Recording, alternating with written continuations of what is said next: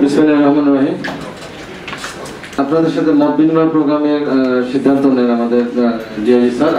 আসলে আমাকে আর স্যার আমি বার কাউন্সিলের সনদে ট্রাই করছি স্যার, এই বছর পরীক্ষা দিয়েছি।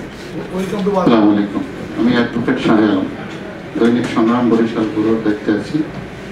এটাকে আগের মতো করে দেওয়া, চোখে করে দিতে পারি, এটা তার ফলে কাজ হবে। দায়ী মামলা কোনো সুযোগ নেই, আর মামলা হতে পারে আমরা শতভাগ এটাকে ফিল্ট্রেশনের মাধ্যমে দেখবো কে বা কারা জড়িত, অন্যায়ভাবে কে হারের শিকার হবে না।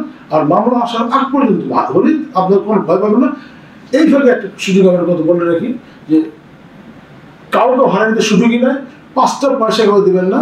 আমাদের তথ্য সেল থাকবে, আমার ফোন নম্বর হোয়াটসঅ্যাপ নাম্বার জানাবেন, আমরা সতর্ক আছি। আর থানায় জিডি এফআইআর এই ক্ষেত্রে আমি ওপেন বলে রেখেছি, গেলে আপনারা করবেন।